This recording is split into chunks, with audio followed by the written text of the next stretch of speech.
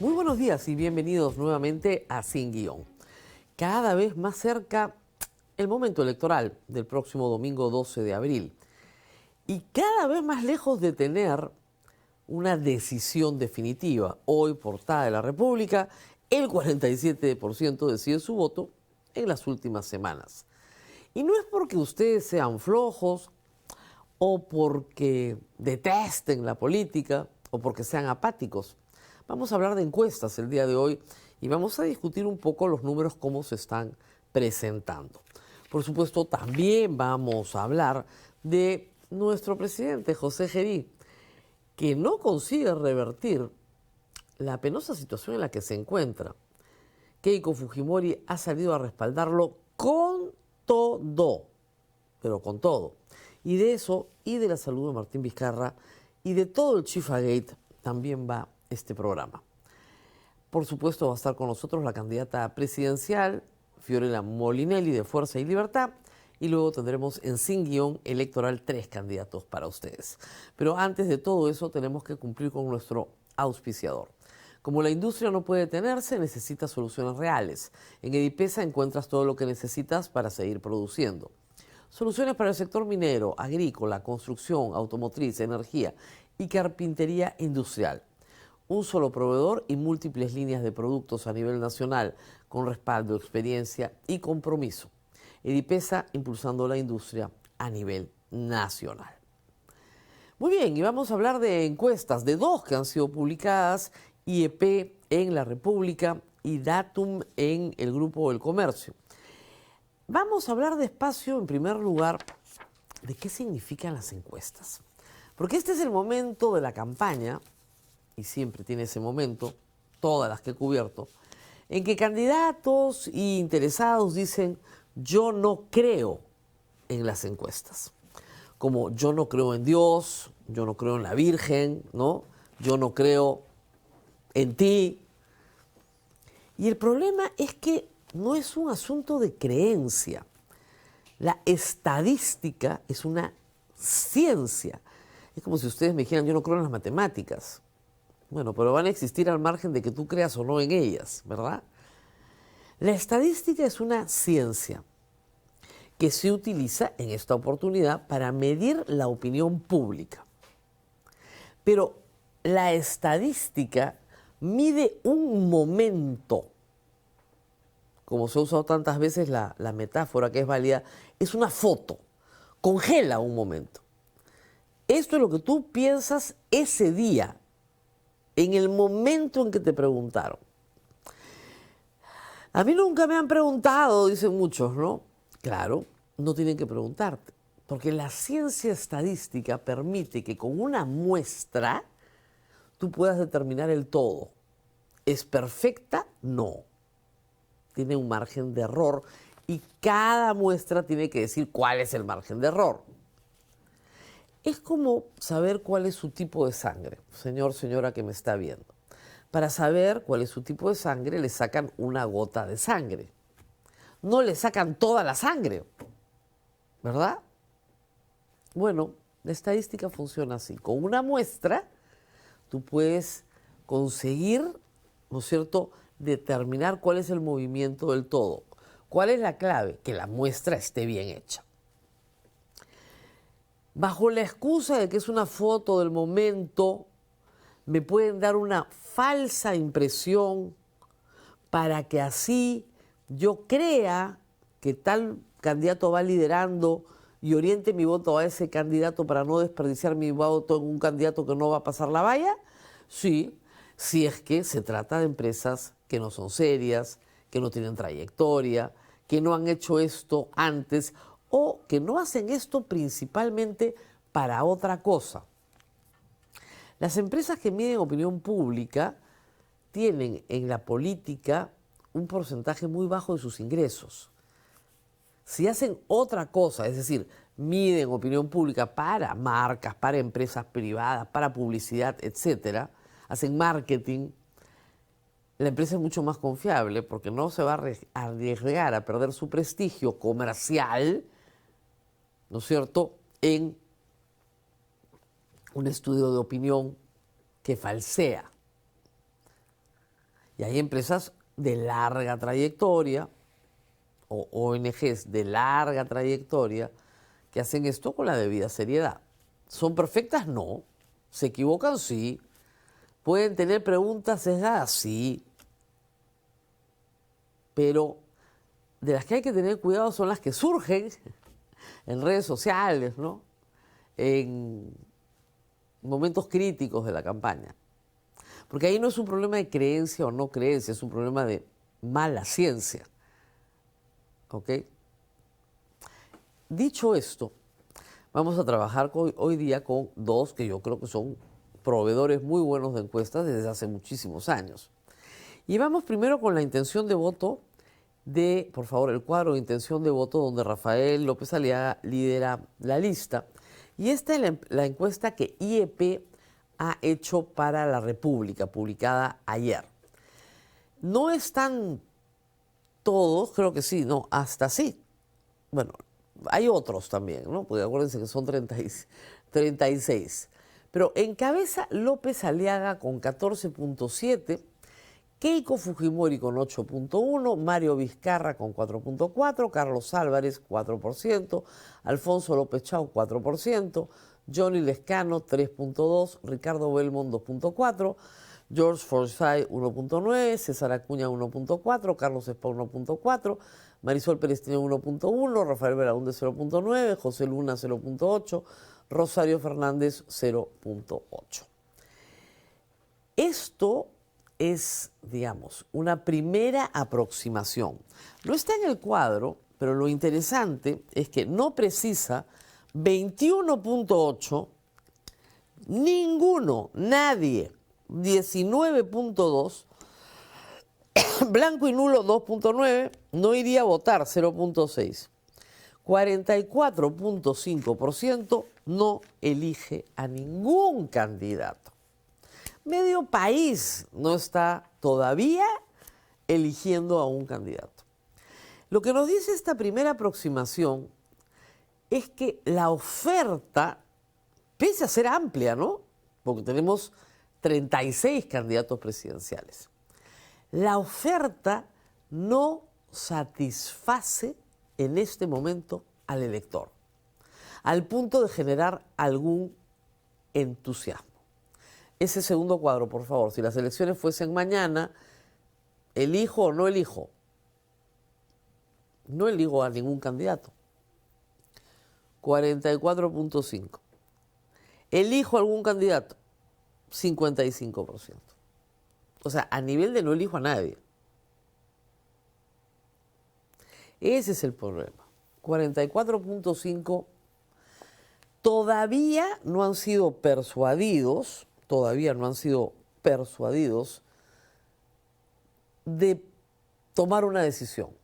O de lo que les han ofrecido, no les interesa nada, no les falta razón. Uno puede tener una gran cantidad de candidatos y ninguno da la talla. Lo que la mitad del país está diciendo es ninguno da la talla en este momento en enero. Fines ya de enero. Ninguno me interesa. Y en el resto de casos, incluso con López Aliaga y Keiko Fujimori, lideran la intención de voto con porcentajes bajísimos. En este momento, tener 4% te pone en una posición interesante. Cuando eso es no pasar la valla. Después vamos a ver una encuesta de Datum para Senado donde se explica claramente. Es decir, hoy por hoy, el ganador es la apatía. Esta gente que me estás proponiendo no me interesa. Los que dicen voy a votar por este o aquel son los que, bueno, son fanáticos, ya están decididos, no tienen otra opción, les parece que así resuelven su problema, pero la gran mayoría de los peruanos no decide su voto así.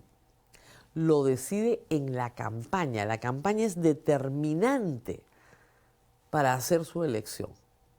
De ahí que la mayoría de los partidos inviertan en la campaña y no antes ni después de la campaña. Y sobre todo invierten en marzo. no en enero, tal vez un poquito en febrero, pero invierten en marzo y la primera semana de abril.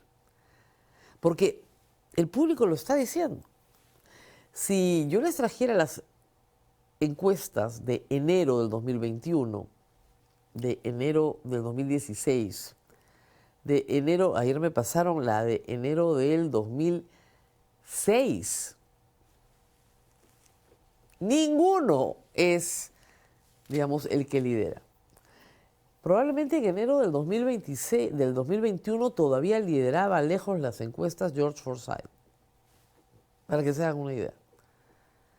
Esta foto es sumamente cambiante, está en permanente movimiento. Nada está dicho. Yo ustedes dirán, pero si nada está dicho, ¿para qué la ponemos? Porque nos van a dar algunas ideas de por dónde podrían despuntarse las intenciones de voto. Hay otra pregunta sobre el interés. ¿Qué tanto usted tiene interés en las elecciones? ¿Por qué dice 0 punto? Hay un problema con el cuadro porque no se entiende bien. Es 28, no 0.28. ¿Ok? Mucho interés. En mayo del 2025 había mucho interés que ahora. Ahora está en 27. Pero algo de interés sube y poco interés sube. Entonces, para enero de 2026, mucho interés 27%, algo 24%, poco 26%, nada 20%. Nada, no me interesa nada, 20% del país. Y poco 26%. Entonces, claro. Ahora, la pregunta que podríamos hacernos es ¿por qué interesan tan poco las elecciones si en esto se nos va la vida? ¿Y por qué se nos va la vida en esto? Porque, miren, la democracia en el Perú lamentablemente se define una sola vez cada 5 años. Nunca más nos vuelven a preguntar. Nunca más nos vuelven a preguntar. Elecciones municipales y regionales es otra cosa, pero elecciones generales para escoger presidente y Congreso, una sola vez. Y con este Congreso, la posibilidad de disolución del Congreso es remotísima, si no imposible. Así que no nos van a volver a preguntar en 5 años. Lo que salga en este Congreso, lo tenemos que soportar 5 años. Entonces sí, pues tendríamos que hacer un esfuercito para que no nos salga algo parecido a lo que tenemos ahora, que tiene más del 85% de rechazo, que solo tiene 8% de aprobación. Entonces, si queremos que nos salga algo mejor que lo que tenemos ahora, deberíamos ponerle un poquito más de empeño, ¿no? Pero lo que pasa es que el pueblo peruano está tan defraudado de la política, que cree que incluso permanecer indiferente es una estrategia de sobrevivencia. Yo no me meto con el Estado no se mete conmigo, ya está. Total, ¿qué me da el Estado? No me da nada. Una posta mal equipada, una educación de pésima calidad. ¿Qué me dan? Entonces, ¿qué importa quién sea el presidente? ¿Qué importa quién sea el congresista? Total, a mí no me dan nada. No es mío, no es mi asunto. Te podría dar mucho más si nos organizáramos y exigiéramos. Pero la pandemia dejó ese trauma de que aquí cada uno baila con su pañuelo y que el Estado no va a hacer nada por ti. Me ha pasado a veces decir, oye, ¿te has enterado que van a construir X? No, eso no va a pasar, Tess. Eso no lo van a construir nunca.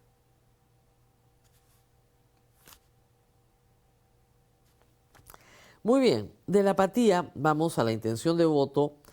El siguiente cuadro, por favor, esta vez es de Datum.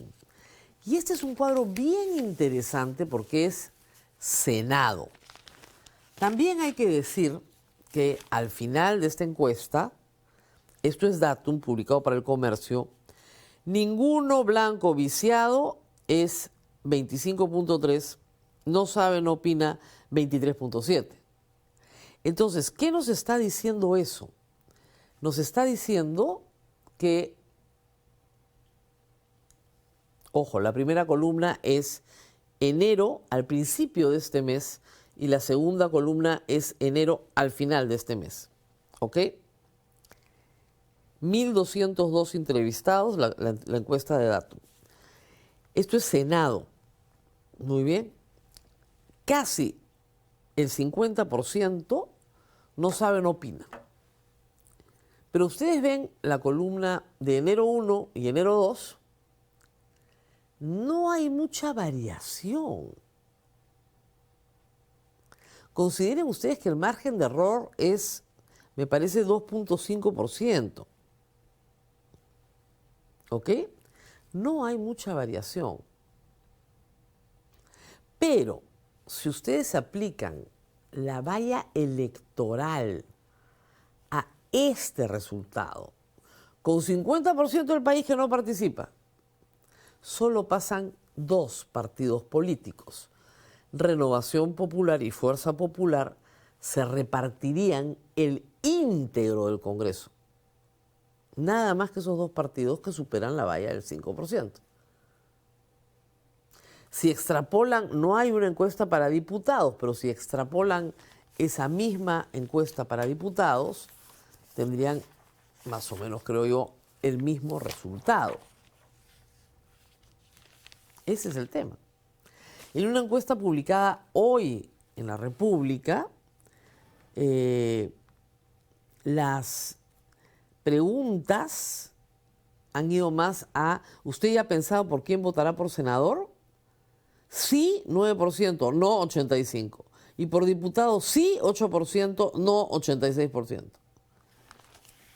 O sea, si ni siquiera han pensado en presidente, mucho menos en senador ni diputado. El problema es que los porcentajes son tan pequeños y el voto tan fraccionado, lo que hemos explicado acá, que al final es posible. Hoy, si las elecciones fueran mañana, que 2 partidos, los 2 de un signo político más o menos parecido, se repartirán el íntegro del Congreso, toditito. Que no lo sorprendan el día de mañana. Ah, es que yo no sabía. Si se fracciona tanto el voto, tanto, que solamente pasan los que pasan el 5% y esos son muy pocos. Y esos pocos pueden pertenecer a los partidos que hoy día están en el Congreso. Eso puede pasar perfectamente. Y no es casualidad. Así ha sido hecho, a propósito. Las PASO hubieran evitado esto. No quisieron PASO, por eso se las volaron. Lo que estamos viendo es obra del Congreso exprofesamente para que esto suceda. Para que muy pocos, con un voto absolutamente atomizado, llegaran a la recta final y sean ellos los únicos que administren el íntegro del Congreso. Sin importar quién salga presidente, que eso podría ser lo más grave. Porque podríamos llegar a tener un presidente sin bancada. O un presidente con poderes absolutos, con el íntegro del Congreso. O con mayoría absoluta. Si son solamente 2 partidos, se van a repartir casi en ese supuesto 51-49 del Congreso. Eso es lo que está pasando. Así que yo les digo que mejor comiencen a pensar por quién van a votar. Muy bien. Datum, candidato presidencial. Aquí los porcentajes difieren de la encuesta de IEP, pero hay que decirlo, no el orden. El orden es el mismo. Arriba Rafael López Aliaga, luego Keiko Fujimori. IEP tenía a Mario Vizcarra un poquito más arriba, pero décimas, ¿no? Lo que hacía que Carlos Álvarez quedara cuarto y en este caso Carlos Álvarez queda tercero. Y López Chao queda después siempre en quinto lugar en las 2 encuestas. Entonces ahí están. estos 5 primeros, digamos, teniendo porcentajes bajísimos, son por ahora los favoritos. ¿Esto quiere decir que el presidente está entre estos 5? No, no quiere decir eso. Pero sí hay una corriente interesante y es el caso de López Chao. ¿Por qué? Porque la izquierda tiene pocos partidos de los 38 que van al Parlamento o 36 que van a la presidencia. Pocos partidos son manifiestamente de izquierda. En realidad solo 3. La Alianza Venceremos, Juntos por el Perú y Perú Libre, de Cerrón. Y Juntos por el Perú, de Roberto Sánchez. Y Venceremos, que trae Voces del Pueblo y a Bermejo, que está preso, y, ¿no es cierto?, lo que queda de Verónica Mendoza. Nada más.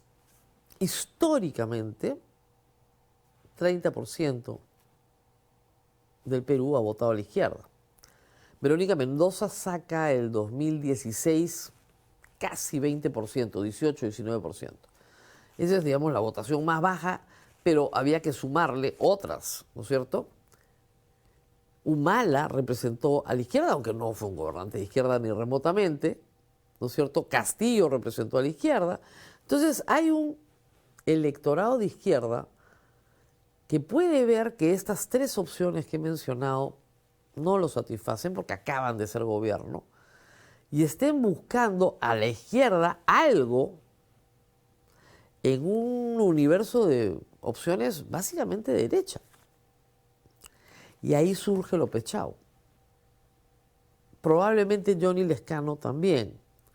Algunos apristas me dirán, nosotros también somos de izquierda, pero el problema es que la autopercepción que tienen no es compartida por la ciudadanía, que los ve como un partido muy de derechas. Entonces, ahí hay un camino para una corriente de opinión que puede comenzar a aglutinarse en torno a una figura. Y hay algunos datos más. La gente pide, por acá está la encuesta, alguien nuevo, alguien que no haya sido candidato. Y eso está en la encuesta de Datum. Que sea una persona nueva en política. 65% del electorado. Ahí, Keiko y López Aliaga tienen una gran desventaja, son cualquier cosa menos nuevos. 65% dice quiero que sea nuevo. Y les digo, esa es una corriente que se va perfilando. Mario Vizcarra no es nuevo, porque representa a su hermano Martín Vizcarra. Pero Carlos Álvarez es muy nuevo. Y puede representar mejor esa novedad. ¿El resto está fuera? No, ni remotamente. Las preferencias son muy cambiantes, como las mareas del mar. Entonces, pasa algo durante la campaña, un candidato despierta interés e inmediatamente la marea corre con él. Y así va fluctuando hasta el 11 de abril. Muy bien, ¿qué más tenemos? En este momento tenemos que mandar a un corte, ya hablamos de encuestas, vamos a volver de esto en febrero, en marzo. Al final ustedes saben que las encuestas son casi cada semana. Me parece que para esta oportunidad vamos a tener encuestas hasta 5 días antes de las elecciones. Se ha reducido la prohibición un poquito. Entonces sí, vamos a hablar de encuestas mucho, pero siempre explicando esto. La encuesta es un momento. Y nadie se baña 2 veces en el mismo río. Todo fluye, ¿verdad? Todo fluye. La intención de voto es como la marea, fluye. Sube, baja, se pone brava, se calma. Lo que hacen las encuestas es ir midiendo la marea. Y luego, cuando haces el histórico, puedes observar el movimiento. Un conjunto de encuestas te dan el movimiento de la ola. Una sola encuesta no. Y además, por supuesto, siempre hay que seguir a la misma empresa encuestadora que ya tiene una metodología conocida. ¿verdad? Y comparar empresa encuestadora contra empresa encuestadora es lo más sano científicamente porque estás comparando, ¿no es cierto?, la misma metodología. Muy bien, vamos a la pausa. Es hora de darme un like. Vamos a seguir hablando de política nacional y estará con nosotros más adelante Fiorella Molinelli. Pausa y volvemos. ¿Sabías que puedes encontrar todo en Edipesa y producir en todo el Perú? Te cuento 5 fijas para arrancar el año con Edipesa. Fija 1. Edipesa cuenta con 33 sedes a nivel nacional y 46 años en el mercado, brindando soporte técnico, disponibilidad inmediata y soluciones industriales confiables en todo el país. Fija 2. Para proyectos de construcción, Edipesa ofrece retroexcavadoras, apisonadoras, mezcladoras y mucho más, diseñados de alto rendimiento para tu proyecto. Fija 3. Para el sector minero, Edipesa ofrece grupos electrógenos, compresores, torres de iluminación y equipos para operación 24/7. Fija 4. Para el sector agro, motobombas para riego, motocultores, soluciones de bombeo y mucho más para operación en zonas rurales. Fija 5. Edipesa cuenta con convenios estratégicos con marcas líderes a nivel mundial, garantizando calidad en cada equipo. Así que ya sabes, Edipesa es sinónimo de maquinaria y soluciones para los grandes proyectos del país. Por supuesto, todos los estrategas de campaña ven encuestas todos los días. Las campañas que tienen plata pagan un tracking diario. Así que cuando un candidato dice yo no creo en las encuestas, y es un candidato que va primero, segundo, tercero y su campaña tiene dinero, no le crean nada, porque le dan un reporte diario del tracking diario que se hace. ¿Por qué? Porque lo que vas midiendo son los mensajes del candidato y ver qué impacto tienen en la población. Cuando se hace una campaña profesionalmente, ¿no? Muy bien. Y mientras tanto, la política del día a día comienza a tener un impacto muy fuerte en la campaña. Y son estos eventos los que impactan muchísimo en las corrientes de opinión. Y el evento central hoy es Gerí. Increíble. ¿Qué ha dicho Keiko Fujimori? Que ha comenzado a dar algunas entrevistas, lo cual hace que su presencia sea más importante en medios y le da la oportunidad de hacer algo que a Keiko Fujimori no le gusta, equivocarse políticamente. Ha salido con un discurso a lo Trump, ¿no? Que va a ir casa por casa, va a sacar a la gente de su cama y va a encontrar a los inmigrantes ilegales. Parece que solamente está viendo medios norteamericanos, ¿no? Bueno, eso ha dicho ayer. Pero ha dicho algo más. Solo votarán a favor de la censura contra Gerí si hay flagrancia. Un hecho delictivo en flagrancia. A ver, yo me pongo una capucha. Me voy a comer un chifa con un proveedor del Estado el día 26 de diciembre. Me descubren 15 días después. No es la flagrancia que define el Código Penal, es verdad. Pero vaya que te atraparon con las manos en la masa. Y el 6 de enero vas a la tienda clausurada de tu amigo, el tío Johnny Yang, y al día siguiente se la abren. ¿Cómo se llama la película? Creo que se llama Tráfico de Influencias, ¿no? En flagrancia. ¿O no? Pero para Keiko eso no es flagrancia. Como les digo, si sigue dando entrevistas, ese 8% se le va a ir por el caño, que ya es bajísimo para lo que ella tuvo en el pasado. Ella en la campaña del 2011 y hasta en la del 2016, tenía a estas alturas 20% y terminaba en 40 y tantos. ¿Okay? Ahora tiene 8. Igual que en la campaña del 2021, el mismo problema. No levanta. Entonces sale con mensajes de supuestamente mucho carácter, ¿no? Mano dura. Claro, pero no puede explicar cómo su bancada ha aprobado toda la ley pro crimen. Que ella dice que no existen y que son parte de una narrativa caviar. Increíble. Después vamos a hablar de eso de nuevo. Pero necesita flagrancia. Entonces Gerí se convierte lo que decíamos este fin de semana en mi columna, en un regalo de los dioses para los partidos opositores. Porque por defender a Geri, Keiko se puede quedar sin ese 8% de gente que dice no voy a desperdiciar mi voto. ¿Y a dónde sería el voto de Keiko? Probablemente a López Aliaga, porque representan más o menos lo mismo. Para López Aliaga el escenario ideal es pasar con Keiko a segunda vuelta, por eso es que no la ataca. Ideal, bueno, el escenario ideal de todos, pero de López Aliaga es el escenario ideal. Entonces, él sí sale a decir censura, pleno extraordinario. Geri se convierte en un factor importantísimo en esta campaña. Porque ¿quién se opone a la corrupción de verdad?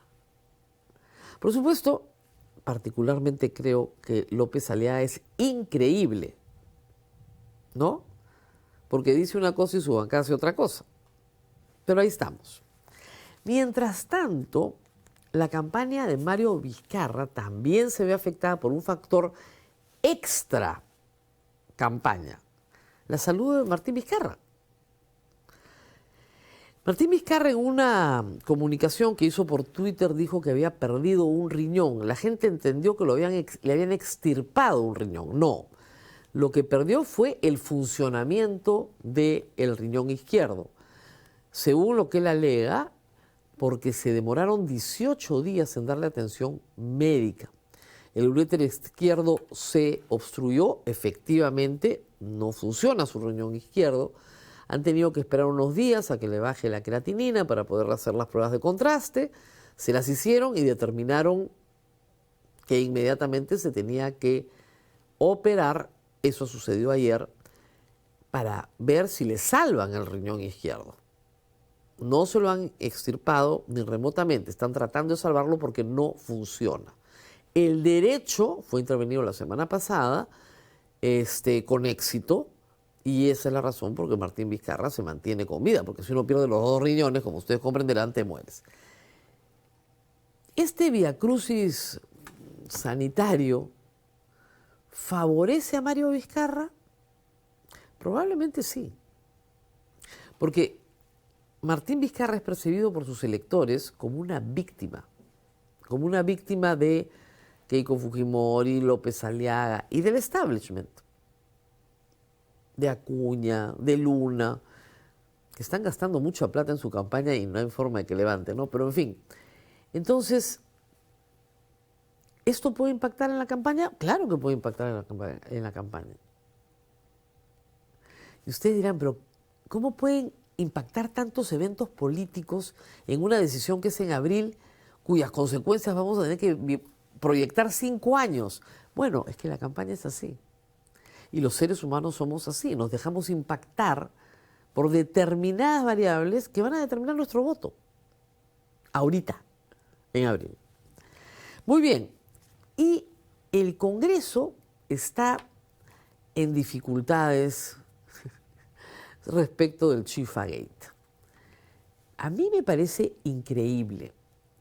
No tienen una decisión firme sobre sacar a Geri. Y el cuento de la estabilidad, de verdad que ya no se lo cree nadie.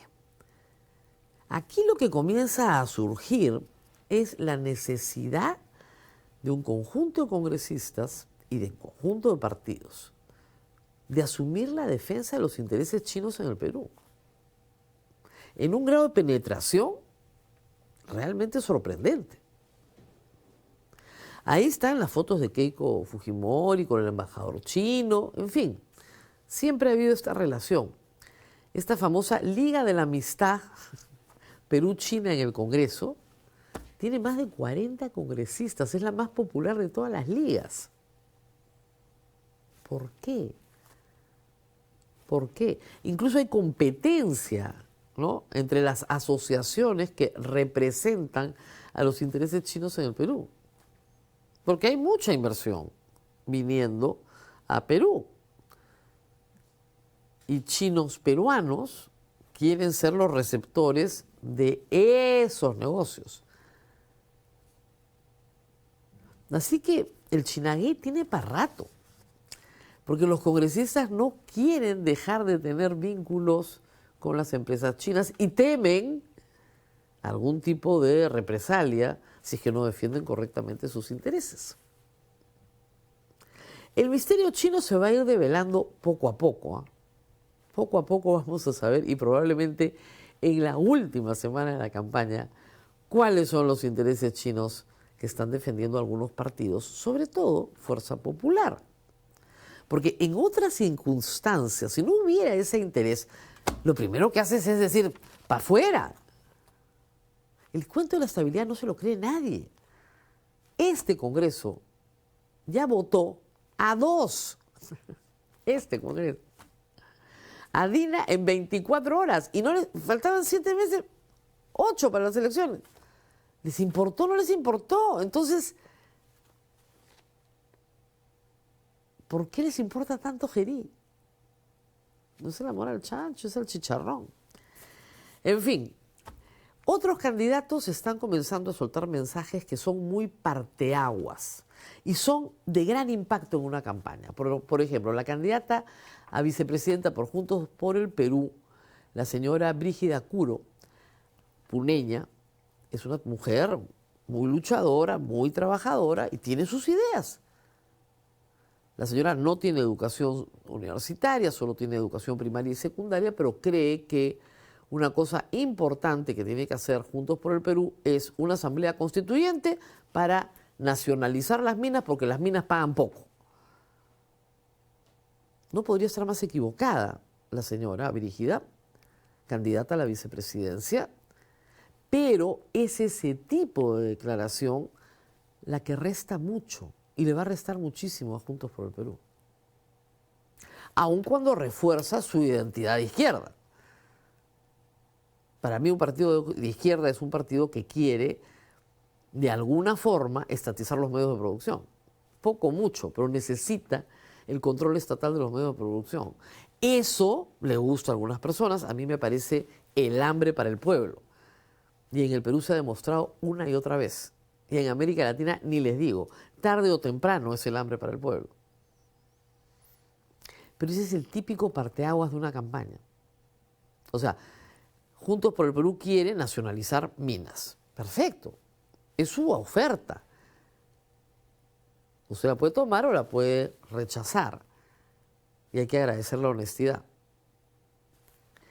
¿Qué más? Finalmente, una nota sobre Gerí. Gerí nos dijo que iba a hacer una comisión para examinar las leyes pro crimen en el Ministerio de Justicia. Se le ha hecho un pedido por transparencia al Ministerio de Justicia para que dé cuenta de los avances de esta comisión. Bueno, no hay comisión. No se ha conformado ningún equipo técnico, no existe resolución que lo respalde, no hay informe de avance, ni acta de trabajo que sustente el proceso. Este es un pedido de acceso a la información pública presentado por una abogada, por la señora María Ayasta. ¿Ok? No hay nada. Sí, claro, por supuesto, vamos a examinar.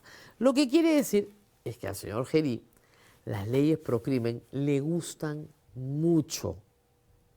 Mucho, mucho, mucho. Y una curiosidad publicada sobre el presidente Gerí ayer en redes sociales, que a mí me pareció fascinante. El señor Gerí, abogado, presumo que con una práctica jurídica razonable, hasta los 27 años nunca viajó fuera del Perú. Hasta los 27 años. A los 27 años hizo un viaje a México de una semana, supongo que unas vacaciones. Nunca más volvió a viajar, hasta que fue congresista. Su movimiento migratorio es así, cortito. Tiene 38, 39 años. Y en el Congreso viajó una vez, un día, con una delegación a Chile. Y en la presidencia, una vez, a Ecuador. Creo que le falta mundo al presidente. Y eso es importante en la formación de todo político. Pausa y regresamos con Fiorella Molinelli. Hablar de sostenibilidad en el Perú, sin enfrentar la minería informal e ilegal, es una forma elegante de autoengaño. El 44% del oro ilegal exportado desde Sudamérica tiene origen peruano. Según estimaciones recientes, el oro ilegal que sale del Perú mueve alrededor de 12.000 millones de dólares americanos al año, una cifra casi idéntica a la del oro formal. Cuando lo ilegal empata con lo legal, el problema ya no es el delito, es el sistema. Cada proyecto minero formal paralizado por conflictos, tramitología o decisiones políticas erráticas representa un empleo que no se crea, canon que no llega y pobreza que no se reduce. Estudios estiman que, de haberse ejecutado los proyectos a tiempo, hasta 1,7 millones de personas podrían haber salido de la pobreza. La informalidad no solo contamina, empobrece, erosiona la competitividad y vacía al Estado de su capacidad transformadora.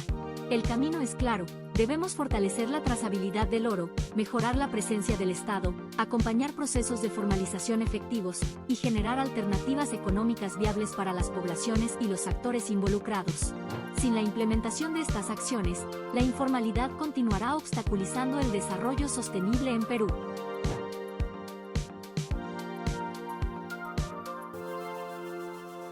Muy bien, estamos con Fiorella Molinelli, candidata de Fuerza y Libertad. Hay que decir que ella ha tenido una posición muy firme, muy enérgica sobre el caso Gerí, que era lo que yo esperaba de cualquier partido en campaña, dentro y fuera del Congreso. Es más, hemos tenido a candidatos acá al Congreso de los partidos que sostienen a Gerí diciendo, no sea, somos Perú y yo no sé, yo no tengo nada que ver. Muchas gracias por estar con nosotros. Gracias, Rosa María. No es la primera vez que está con nosotros y quería preguntarle específicamente sobre el caso Gerí. Usted fue una de las primeras en hacer un video, salir y decir, el señor tiene que renunciar. Perdón, el Congreso lo tiene que censurar. Ya. ¿Por qué? Sí, a ver, una persona que además está en el más alto cargo de nuestra nación, cuando no actúa de manera transparente, no nos va a garantizar elecciones transparentes. Ese es el primer punto. ¿Quién va a garantizar elecciones libres, transparentes, que, digamos, respeten nuestra democracia? Ese es el primer punto. El segundo punto es la buena política debe comenzar dando el ejemplo. A mí me sorprende el discurso de Keiko Fujimori, en donde cuando los gobiernos son débiles, cuando hay complicidad entre los poderes del Estado, lo más fácil es inventarse un enemigo, un chivo expiatorio. Ya le hemos visto en 2 oportunidades hablar del discurso del caviar, ¿no? Bueno, la inestabilidad, entonces es culpa de los caviares. Lo que ella ve en las encuestas es que a López Aliaga le funciona. Sí. Entonces, como a López Aliaga le funciona con 14% y ella tiene 8%, tengo que decir caviar, caviar, caviar, igual que el otro, pues. Y claro, es el mismo discurso que usó Dina, ¿no? Probablemente lo que no saben es que están en su techo. Claro, porque es el mismo discurso que usó Dina. Usar la palabra caviar en este momento parece ser exitoso. En este momento. Pero veamos cómo terminó Dina. Entonces, ¿usted sí cree que Gerí está complicadísimo en esta situación? Gerí está complicado. Para mí, totalmente hay pruebas de no solamente, o sea, lo hemos visto en flagrancia, sino además es una persona dice que eso no es flagrancia. Que además hay, digamos, hay indicios clarísimos entre, digamos, la hidroeléctrica que no funciona y el pedido de amplíame por un poco más la concesión, ábreme mi tienda Capón. Entonces, todo eso está bien, digamos, segmentado en tiempos en donde hemos visto las imágenes a él. O sea, por lo menos tú puedes decir, en el cofre nunca se le vio a Dina, sospechábamos del cofre, pero acá lo hemos visto a él en vivo, en directo, encapuchado, paseándose por los establecimientos con una persona totalmente sospechosa. Y aquí me llama la atención, porque así como tuvimos la ola Odebrecht, ¿no?, donde Brasil en un momento fue uno de los principales socios comerciales, hoy China lo es. Pero no hemos visto ningún deslinde del gobierno chino, de su embajada. Preguntaba, ¿dónde está el embajador? Me dicen, está en China. La clase, el gremio empresarial, un pronunciamiento de decir, este empresario no nos representa. ¿Qué nos está importando China? O sea, ¿nos ven como ciudadanos de segunda clase? ¿Nos están importando todo lo que en China no aceptan? En corrupción, en China, te fusilan, porque hay pena de muerte. Por supuesto. ¿Y acá por qué estamos funcionando tan mal con los socios comerciales. Ahora, usted los chinos. conoce y voy a recordar su experiencia en el Ministerio de Transportes y Comunicaciones, porque es justamente en el 2017, ante la desaparición de las empresas brasileras y absolutamente corrompidas en ese momento, el Club de la Construcción, De acuerdo. emergen las empresas chinas. ¿Cómo fue al principio? Porque luego esto explota Sí. en el gobierno de Vizcarra y sobre todo en el gobierno de Castillo, donde sale Puente Tarata 2 y todo lo demás. A ver, te explico, porque la misma pregunta además llegó en su momento a Salud cuando yo veía, se lanzaban los concursos de hospitales y solo veías a 2 empresas, las mismas empresas chinas compitiendo, y ¿dónde están las demás? Claro, la explicación es, después del Club de la Construcción, todas las empresas que se dedicaban a grandes Peruanas. obras desaparecieron y las socias comerciales peruanas también. Los chinos, lamentablemente, como hay una mala Contraloría, también hay malos expedientes, el costo de las obras no está bien hecho. ¿Quién las puede asumir? China, que tiene espalda financiera, además con bancos que no vemos. O sea, hay cartas fianzas poderosísimas, pero a la hora que las leen no las entienden, se supone que están ya. Digamos, al gobierno chino lo único que le interesa es circular el dinero. O sea, no importa si, digamos, la idea es que se muevan las obras, pero no sabes quién está atrás. Y si hay algún escándalo, lo que hacen es, te retira gerente general, vamos, cambiamos otro y desapareció Y el hacen una problema. nueva empresa. Y entonces no hay una Y- Contraloría no, que y exista. cientos de proveedores locales se quedan impagos. Hay proveedores impagos, hay obras inconclusas, hay explotación laboral, y entonces eso me llama tremendamente la atención, que hasta el día de hoy tengas un Congreso que no haya sacado un informe de fiscalización serio, o por lo menos no lo han querido leer.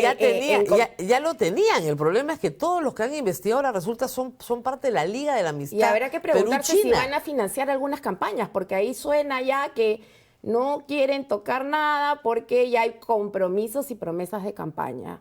Bueno, eso lo veremos en su momento y juzgaremos. Ah, pero eso sería muy dramático ya, ¿no?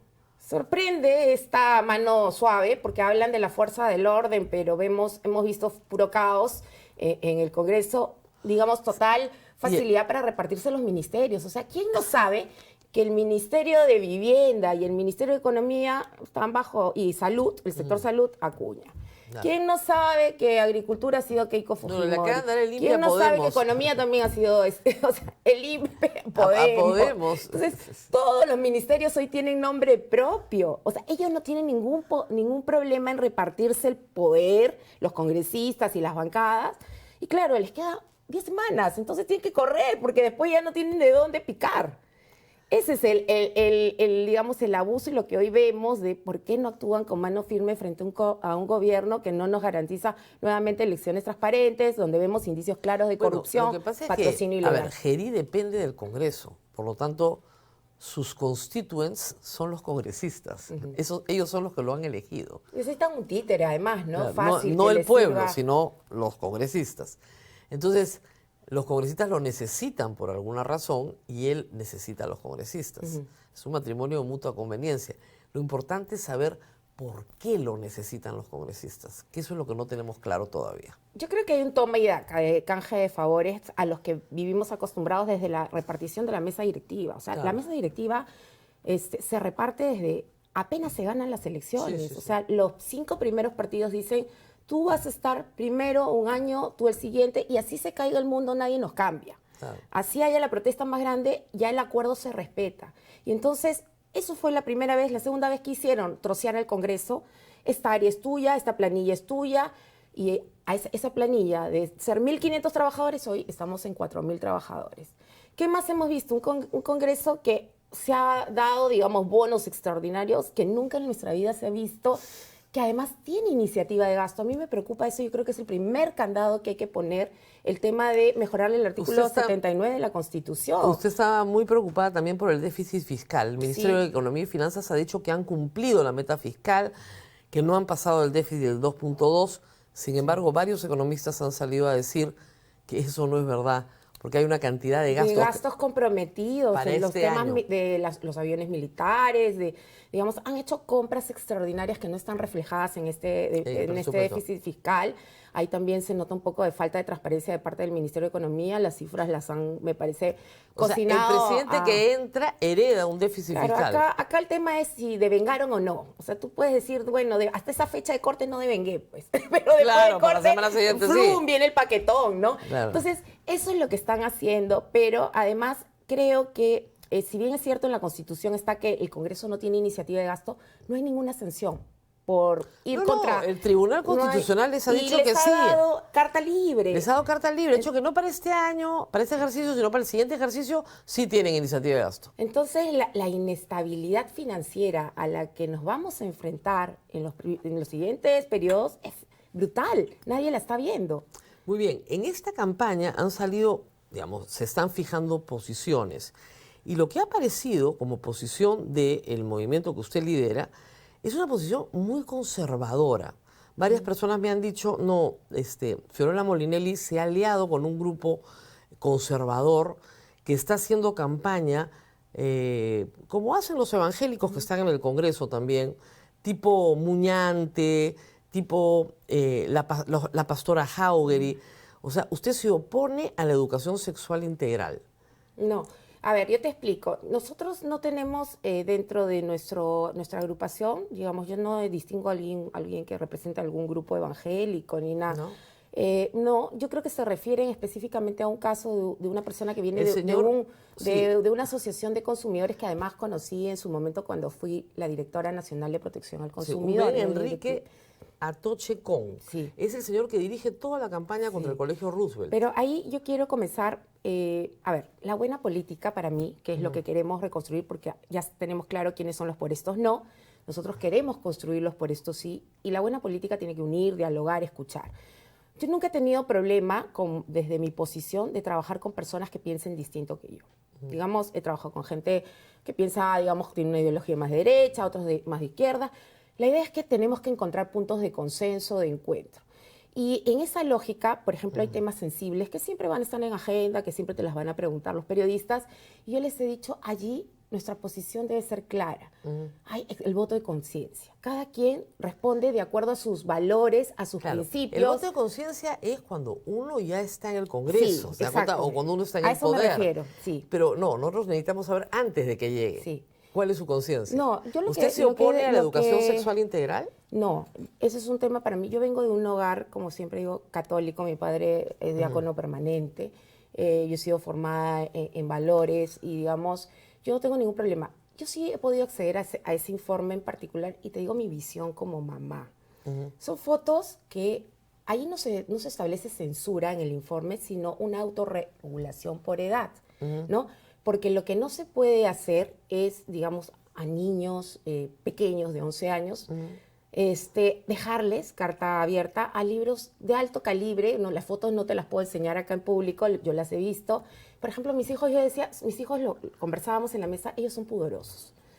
Ellos no, Señora Molinelli, pero no- esto no se regula por sus hijos No, o mis yo no- hijos. yo no, por eso ahí La pregunta quiero es bien terminar. clara. ¿Está de acuerdo o en desacuerdo con la educación sexual integral? Claro, claro que sí. Porque la han prohibido en el Congreso, por eso le pregunto. Hay que trabajar la educación sexual integral. ¿Está a mí favor? Sí, claro. Y además... Y este señor Atoche, Por eso te digo, no hay una censura. Lo que hay sí es... hay, el señor dirige una campaña. No, es que ahí nos equivocamos. Yo he leído el informe, lo que habla el informe de Indecopi, que además, ojo, el que puede denunciar cualquier ciudadano. Sí, por supuesto, pero tenemos resulta que este respetar señor es candidato. Pues. Tenemos que respetar la institucionalidad, y la institucionalidad la da el Indecopi, ¿no? Dentro de un marco de idoneidad, digamos, Muy de bien. valoraciones, de pruebas. Está en nosotros apelación no ese conocemos informe. y está en una apelación, y eso se sabrá en la última vía. Lo que yo siempre digo es, hay marcos y hay lineamientos del Ministerio de Educación donde dicen los padres de familia Señora tienen Molinelli, que construir este es esos un acto espacios. político. Sí. Esa denuncia no es una denuncia por la preocupación por los niños de ese colegio en particular. Es un acto político para fijar una posición. Esa posición es una posición conservadora que se opone a la educación sexual integral en las escuelas. Sí, yo de y es una conservadora- corriente mundial. Yo me declaro, yo no soy una persona conservadora, o sea, yo creo, digamos, yo soy una persona que además, como te digo, escucho, dialogo, trato de entender. Siento que hay personas que pueden pensar distinto. No, yo pero sé. la idea Usted es no es conservadora. Dentro de ese marco, no. Dentro de ese marco, nosotros tenemos que aprender a escuchar. No podemos, digamos, decir, tu opinión no cuenta, porque si no, no construimos Mire, institucionalidad, el problema es que usted tiene que construir políticas públicas. Y usted ha sido ministra del MIDIS. Sí, claro. De inclusión. Sí, claro. No de exclusión. Por eso yo siempre digo, yo no soy inclusión. conservadora porque yo he defendido los derechos de las minorías. Por eso. Y he trabajado por ellos, pero eso no me lleva a mí a decir, a ti no te escucho. No, Porque no, si yo no le he lo que preguntado hacemos cuál es seguimos cuál es- polarizando nuestro país. No, Yo lo no. que quiero es escuchar a todos. Puede ser que tengan opiniones distintas, Rosa María. Claro. Vamos a encontrar No, el problema un no es- porcentaje del Perú que no piense igual, No, pero yo lo tenemos sé. que ver cómo construimos consenso. Claro, pero usted tiene que defender posturas. Sí. O no tiene Pero ninguna por eso postura. te Entonces la ves- postura es la que me convenga dependiendo de con No, quién no, no, estoy. por eso te Entonces digo- estoy con conservadores y les digo, no, sí, yo No, soy no, recontra a mí conservadora. me conocen Y estoy bien con y yo liberales y digo, siempre- no, sí, que viva la educación No, sexual. yo siempre he sido muy, muy clara, además muy franca, yo no tengo ningún problema en decir las cosas como las siento y las pienso, soy mamá, soy mujer. Y creo que en ese plan, yo lo digo con sinceridad, puede ser que a algunos no les guste, a otros, pero hay que construir estos espacios de diálogo. Lo que yo no quiero es seguir dividiendo el Perú, estos son los conservas, estos son los progres, no. Lo que necesitamos es escucharlos. No, Tenemos que discúlpeme, sensibilizar estas sobre personas, algunos estas temas. personas tienen Sí. una portátil Ya, de eso acoso. está muy mal. Yo lo he vivido, como lo he visto además y me solidarizo. Eso está muy mal. Son malas prácticas, son prácticas que hay que erradicar. Le voy a decir algo. Porque Yo así no se de construye este grupo democracia, así no se de construye padres ciudadanía. de familia, debo haber recibido en mis 2 cuentas de correo electrónico más de 800 correos electrónicos con el mismo texto, insultándome. Bueno, eso no está bien. No lo Eso he dicho en construye- público pero es este tipo de eso personas no fanáticas. esos son los temas que lo que no podemos hacer es decir, tu opinión Que no ninguno es Lo padre que de tenemos familia que de hacer ahí. es ver- Ninguno es padre de familia de ese colegio. No, y hay que- Han eso utilizado está un muy colegio mal. de gente rica para hacer un escándalo político. ahí- Como no le hemos seguido la cuerda, claro, entonces mandan correos Claro, frenéticamente no, y lo siguen no mandando. está bien. Lo que Pero- sí hay que hacer pero- es no destruir, pero en mi esa- opinión, la institucionalidad. Claro, pero esa persona es su candidato, es candidato de su partido. A ver, las personas yo creo que son libres de expresar sus posiciones. Pero yo, se supone como que te ustedes son una comunidad de ideas. Lo que pasa es que yo no voy a trabajar para personas que, digamos, de un grupo de la población. Yo quiero trabajar para todos los peruanos. Y en el día a día nos vamos a encontrar, Claro. cuando ya gobiernas, con personas que piensan distinto que tú. Y lo que tenemos que hacer es esforzarnos, un poquito de esfuerzo. Yo sé que es difícil.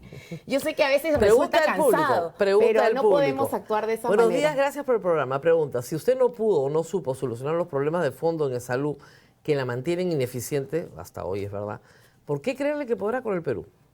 A ver, yo sí creo que hicimos un gran esfuerzo desde salud. A mí me tocó liderar no solamente una entidad que venía de una crisis sindical, estaba en medio de una huelga, pero sí te puedo decir cosas concretas que hemos sacado. O sea, por ejemplo, salud, de los 5 responsables del sistema, es el único que tiene historia clínica electrónica en sus 450 hospitales. Se hablaba de telemedicina. Cuando fui a ver la telemedicina eran 8 kioscos. Hoy tenemos telemedicina en todo el Perú a gran escala, lo que nos ayuda a suplir la brecha del recurso humano, que es enorme y que con plata no se salva. O sea, si tengas toda la plata del mundo, no la cierras.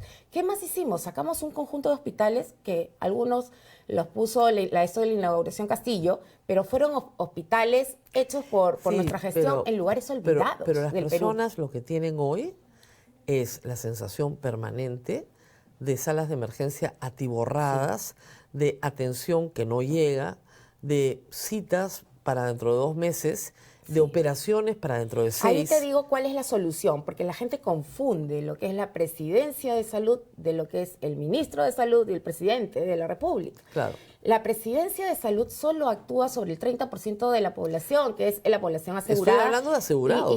Y no dicta, digamos, las políticas generales. ¿Qué es lo que se necesita? Hablamos hace mucho tiempo de la integración del sistema de salud, pero nadie lo hace. El primer punto de partida es, el presidente de la República lo tiene que hacer, integrar el sistema de salud con la historia clínica electrónica para todos. Porque solo teniendo historia clínica tú puedes transferir pacientes. Solo para completar la idea, ¿qué pasa? Que eso me va a permitir el segundo paso necesario, que es el financiamiento del sistema, quién paga quién, y nadie se mete cabeza en el no pago. Pero además, si en salud no consigues citas, te vas al sistema del MINSA, ¿no? Gobiernos regionales, en caso de los gobiernos regionales. Si no hay cita ahí, o sea, si el sistema público no funciona, a la clínica privada.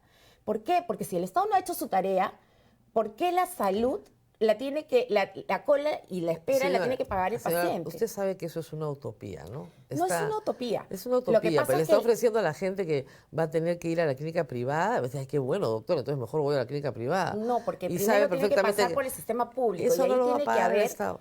ahí tiene que haber un operador único. Ya lo estamos trabajando con los expertos. Tiene que haber un operador único, ¿no? Que pueda, digamos, validar que efectivamente la cama no está en el público, que el financiamiento está, que se va a pagar y que hay en algún lugar un hospital que pueda atender. Si no hay, lo que no podemos hacer es negarle al paciente. Tiene que haber un tarifario, porque de ahí vienen los abusos del sector privado de querer cobrar tarifarios que no corresponden. Entonces, sí tiene que haber un controlador de ese sistema y sí se puede hacer. Nadie lo ha hecho hasta ahora.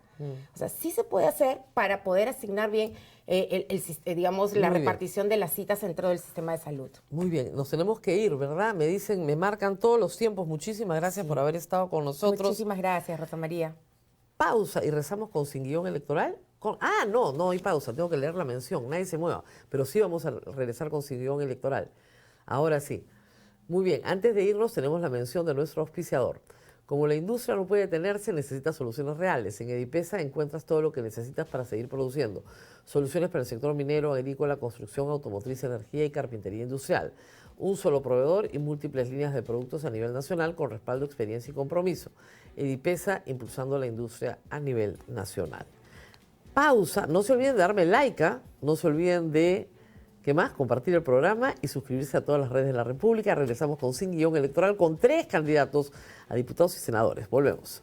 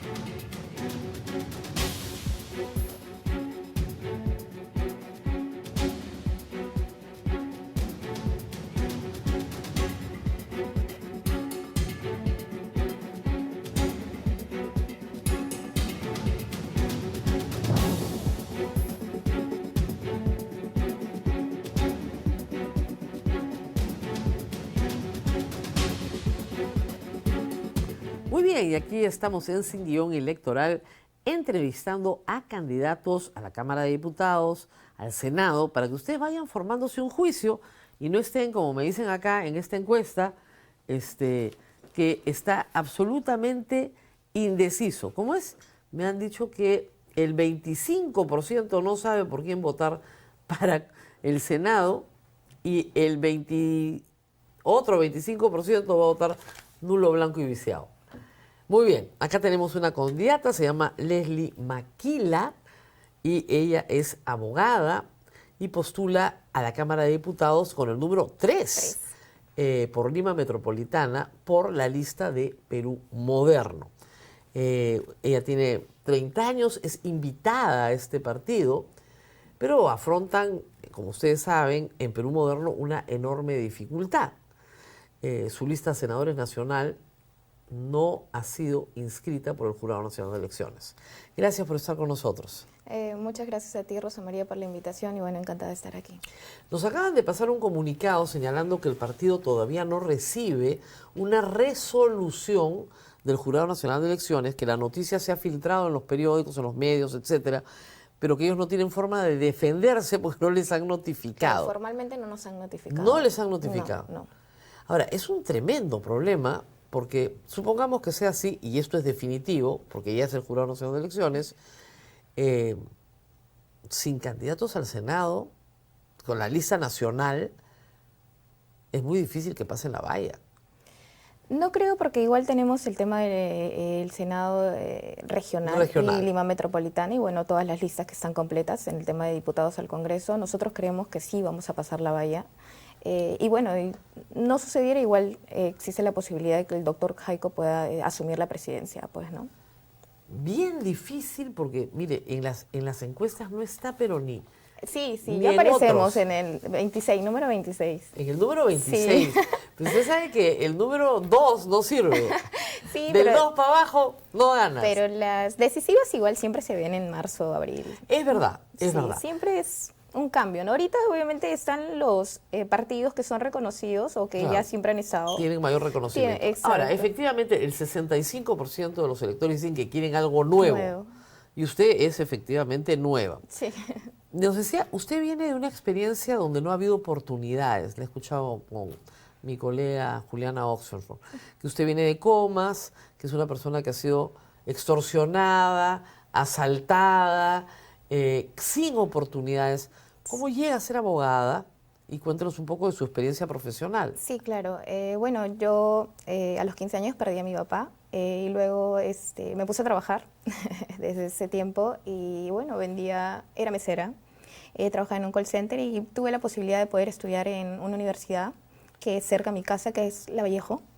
Y bueno, ahí por el tema de las notas pude pagar una pensión que era apta para mí, para mis posibilidades. Y luego ya poco a poco he ido entrando, ¿no?, al mundo laboral. Sí. ¿A dónde ha trabajado? He trabajado en la Municipalidad de Lima, en el Comité Regional de Seguridad Ciudadana. He trabajado también un tiempito nada más en la Municipalidad de Comas, en Procuraduría. Pero he visto que usted ha puesto en sus redes sociales como un gran logro personal a los 30 años su propio estudio de abogados. Sí, claro. Tengo a la mano mi propio estudio. Sí. Tiene su propio estudio y que se dedica a cosas además digitales, ¿verdad? Sí, se llama Abogatec. O sea, lo que pasa es que, a ver, para que me entiendan, me dicen, se llama Abogatec. Es porque yo al inicio no tenía para pagar un lugar Claro. para poder tener abogados. Claro. Entonces lo que hice fue tener, Cada uno por el tema de la trabaja en su pandemia, exacto, y era abogados, pero con tecnología. Yo solamente te atendía de manera digital y bueno, a varias partes del país, ¿no? Y Y así eso- comencé. y Ahora aquí- ya tengo oficina, obviamente física, ¿no? Y Pero- eso le permitió hacer una clientela. Sí, claro, claro. Es que yo también venía del Estado y ya la gente sabía cómo yo trabajaba. Y obviamente siempre he tratado de destacar donde yo he estado, ¿no? ¿Y cuál es Trabajando. su especialidad? Derecho penal. Pero he visto gestión penalista. pública, he visto tema de seguridad ciudadana. Por eso es que llevé mi maestría en el CAEN Ya. sobre seguridad ciudadana. Ok, y entonces se ha especializado en derecho penal. Su clientela son Sí, presuntos delincuentes que usted defiende. Presuntos. Y dentro del ámbito penal, porque también hay especialización, ¿cuál es su especialización? He visto temas, por ejemplo, de corrupción de funcionarios. Corrupción de funcionarios. Anticorrupción. Anticorrupción. Y veo, estoy llevando una maestría en anticorrupción y lavado de activos. Ok, porque para que el público entienda, hay abogados penalistas que se dedican a narcotráfico, hay abogados penalistas que se dedican solamente a corrupción. O temas de libertad sexual. Exactamente, otros que solamente ven libertad sexual. Entonces, dentro de eso hay especialización. Y usted es un especialista en corrupción. ¿Qué piensa el señor Geri, por favor? Bueno, definitivamente el acto que ha realizado no es el correcto. Nosotros rechazamos, todo el partido rechaza rotundamente la actuación, ¿no?, realizada por él y bueno, las investigaciones ya dentro de Fiscalía van a No, determinar. yo lo sé, pero digamos, en su experiencia, cuando usted ve al señor encapuchado entrando, Deja mucho que desear, ¿no? pero más que equivocada o error, ¿qué delito presume usted que podría imputársele? Negociación. ¿Nada más? De repente podría encajar también en el tema de cohecho. No, pero Podría tráfico, ser. ¿no le parece tráfico de influencia? Tráfico es que tendría que determinarse, ¿ah? Depende si acopla los verbos rectores o los elementos que te dice el tipo penal, pues. Claro, pero Depende de ello. ¿no lo ha chequeado Pero todavía? hay, lo que pasa es que como ya la Fiscalía ha abierto la investigación, Ujú. yo siempre tengo una posición y siempre lo he dicho en todos lados, bueno, para poder de repente concretar a que se lleve o se concrete o se, no sé, pues se enmarque en el tipo penal, también tenemos que ver quiénes van a investigar, ¿no? Y si es que la Fiscalía está realmente apta para llevar este tipo de caso y que se puede encajar. Lo y que se investiga pueda Tomás Aladino Gálvez y ahorita le van a archivar la investigación porque mientras sea presidente no se le puede investigar. investigar. Nueva resolución del TC. Novedad, porque antes sí se podía y ahora no se No puede. se puede. Ok. ¿Qué haría usted con las leyes pro crimen en el Congreso? ¿O cree que no existen y que son una narrativa No, caviar? definitivamente sí existen, porque se ha visto que demasiada impunidad y hay situaciones en la cual, bueno, todas estas leyes realmente son en beneficio de las personas que ellos mismos han firmado para poder tenerlas vigentes, ¿no? Es válido y bueno, yo también que soy abogada, en algún momento lo he utilizado, no hay que mentirlo, ¿no? Ah, no, claro. Claro, pues, si la porque ley te están da el vigentes, instrumento- exacto, Si la ley te da el instrumento, ¿qué vas a hacer? exacto. Entonces, la prescripción, por ejemplo, ya lo usó. Ya. Ya le vi la cara de que ya lo usó. La No. usó. O, claro, tú dices, no pueden hacer el allanamiento sin presencia del El abogado. abogado. Bueno, es un derecho igual constitucional, debidamente reconocido, ¿no? Pero, sin embargo, deben de haber ciertos factores en el cual se pueda... ¿Qué es lo que usted cree que de esas leyes es lo más grave el tema, para perseguir al delito? por ejemplo, el tema de la ley 32.108 y la 30.108, que han excluido ciertos delitos, ¿no? Que me parece que no es lo correcto porque han subido un año más cuando los otros delitos sí encajaban antes, lavado de activos, La de los 5 cohecho, años. concusión, exacto. ¿Y la del tipo penal crimen organizado? Bueno, definitivamente no enmarca, porque si tenemos una convención de Palermo donde especifica ya un concepto de organización criminal, definitivamente al modificar y decir ahora tráeme esto, que sea estructurada, que sea esto, no encaja, Claro, pues. Ya no Sí. encaja, que tenga valor O sea, no económico. claro, el objetivo de poder combatir la criminalidad definitivamente no se está dando, ¿no? Si es que ya tenemos una convención que nosotros debemos de respetar, ¿no? Claro. No ha habido ese respeto. Si usted llega al Congreso, ¿qué hace con esas normas? Definitivamente tenemos que derogarlas. Uno, también realizar otros castigos, como por ejemplo, siempre yo hago un tema de comparación por el hecho de que también he llevado estudios en el extranjero, y es, por ejemplo, ¿no? En el tema de inhabilitaciones, en el tema de las reparaciones civiles, por ejemplo, en España hay un artículo que manifiesta en el 285, el tema de las reparaciones se triplican o hasta 10 veces más. Eso de repente podríamos tomarlo acá en el Perú, ¿no? Del que el castigo de quien realiza la corrupción y obviamente afecta a los intereses públicos y roba. Entonces, que esa cantidad que ha robado sea, un ejemplo, 1 millón, pues que pague 3 veces más o 10 veces más. Depende de... Tenemos una pregunta al público. ¿Podría desglosar cómo es su propuesta para mejorar la corrupción en los penales? ¿Y qué se debe hacer con los delincuentes más peligrosos? Bueno, definitivamente una de las opciones es la que le acabo de decir. Lo otro es de repente no dar temas de beneficios a ciertos casos de corrupción. Pero ya no hay casi beneficios. O sea, se han reducido un montón. Sí, pero lo que pasa es que con una nueva ley, la 1585, se les da la posibilidad de convertir las penas. ¿Por qué al corruptor se le tiene que convertir penas? Ah, no, para corrupción sí, ¿no? Para corrupción se Para pueden convertir corrupción las sí, penas. para Para los corrupción demás no, pero no. para corrupción sí. Entonces, ¿por qué darle esa posibilidad a ellos que están realizando Son corrupción? una maravilla, ¿no? Por eso, Las cosas- ¿por tienen qué una convertirlo? imagen. Y el abogado, o sea, todos los que somos abogados sabemos en qué encajar. Si tú sabes que vas a ir, no sé, a un tema de cohecho y no va a acoplar, obviamente de repente puedes llegar a un acuerdo con la fiscalía para ir a concusión y vas a una conversión de pena. Entonces nunca vas a tener una efectiva. Entonces, ¿qué castigo le das al corruptor? Más bien le das posibilidades de tener una prisión no suspendida, pues, ¿no? Claro. Entonces, ¿cuál es? Permanente. Exacto. Permanentemente Más bien, suspendida. claro, lo premias.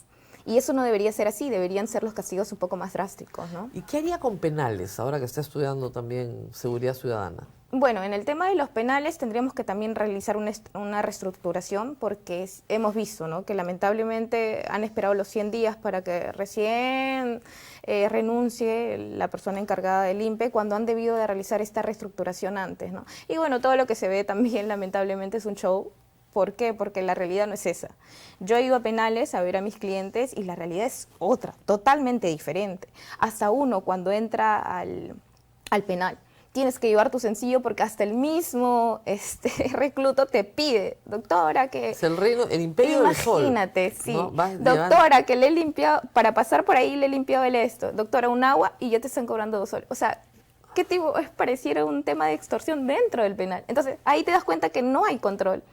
Ni de las personas que supuestamente trabajan para la administración pública, que tienen que brindar tu seguridad y dentro que se está haciendo lo que sea. Entonces, realmente no hay un control y todo lo que a veces uno ve o lo que supuestamente está haciendo el presidente actualmente no es así, porque los que vivimos o los que vamos a ver de repente a un recluta, no, hay tanta corrupción, se hace lo que sea, lo que quieren dentro, entonces hay que poner limitaciones y reestructurar definitivamente, ¿no? El tema de las Muy penales. bien, muchísimas gracias por haber Gracias a estado usted. con nosotros. La presentación es breve porque tenemos muchos Sí, candidatos.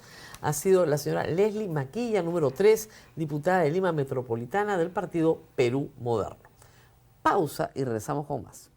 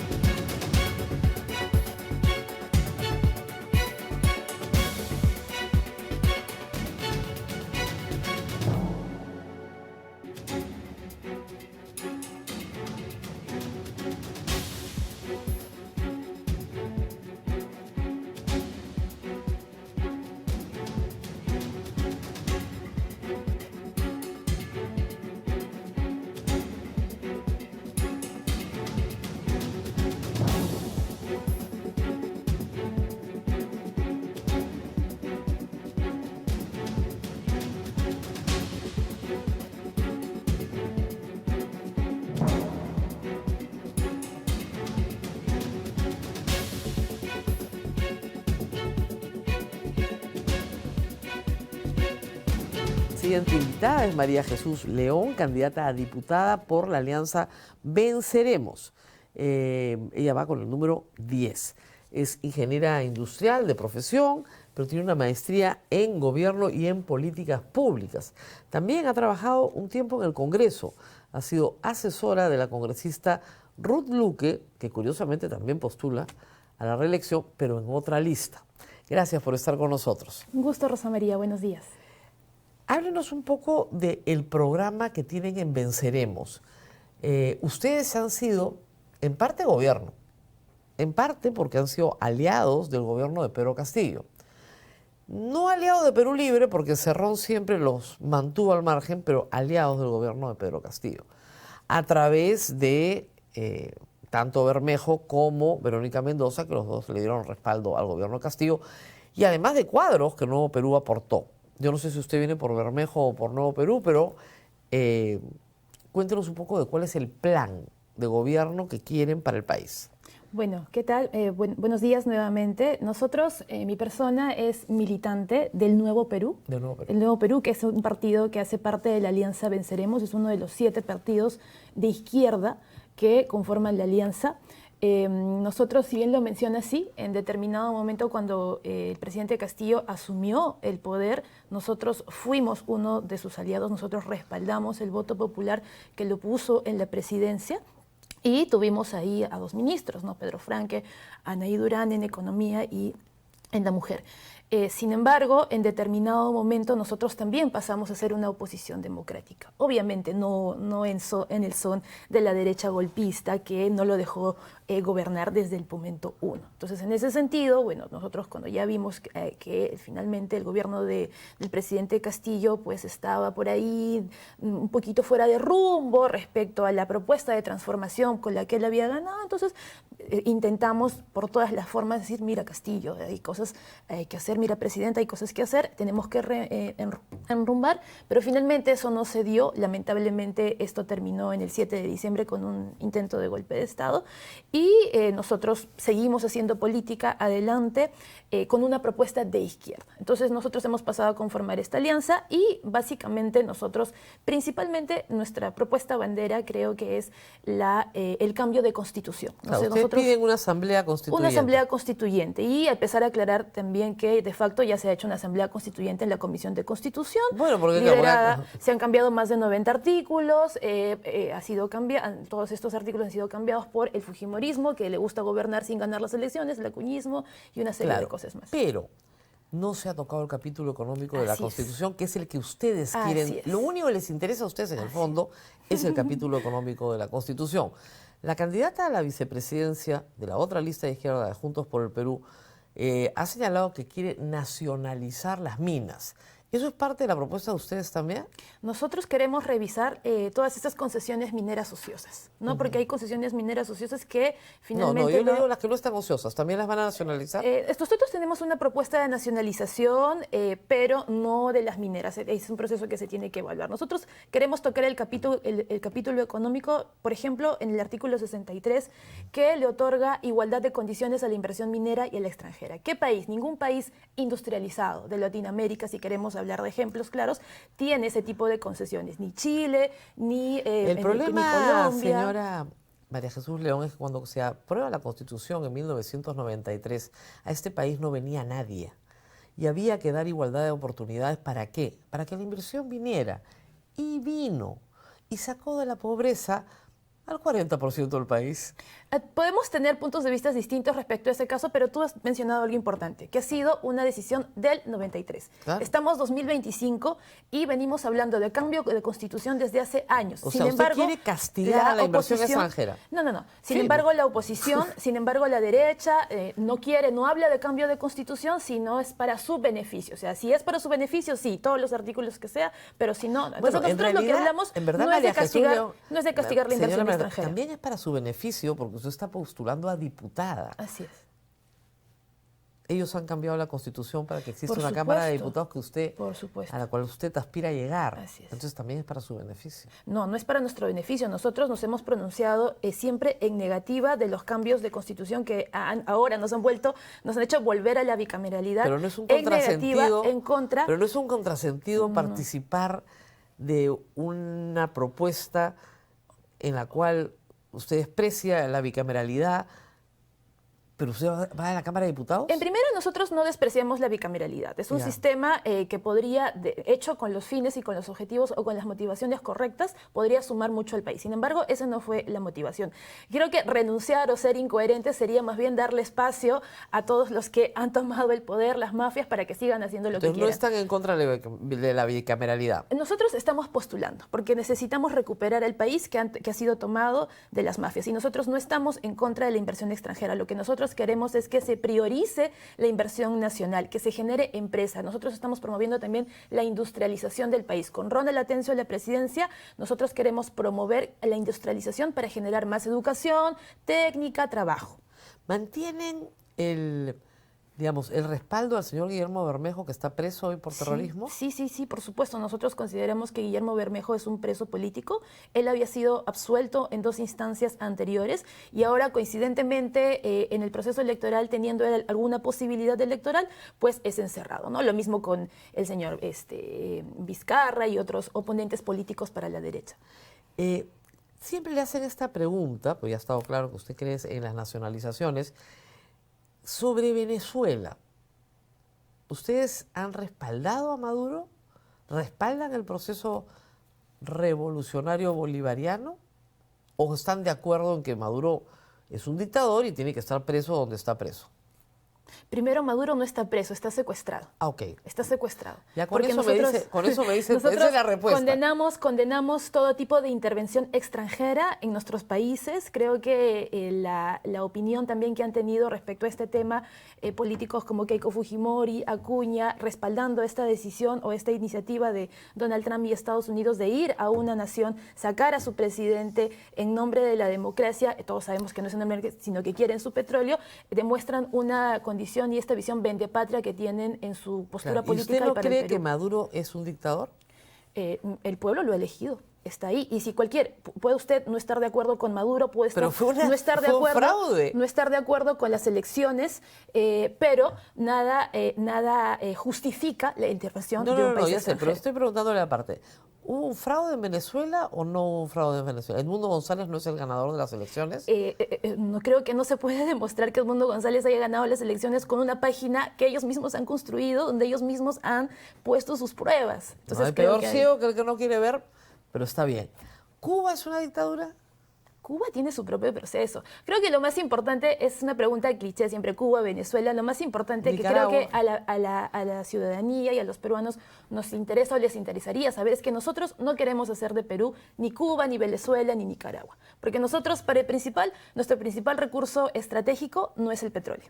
Cuba es una isla. Entonces nosotros somos un país diferente. Nosotros no queremos hacer de Perú, ni Cuba, ni Venezuela. Nosotros tenemos una propuesta integral de reforma constitucional. ¿Ustedes creen en la reforma de los contenidos económicos de la Constitución para nacionalizar tierras e industrias como el APRA en los 30?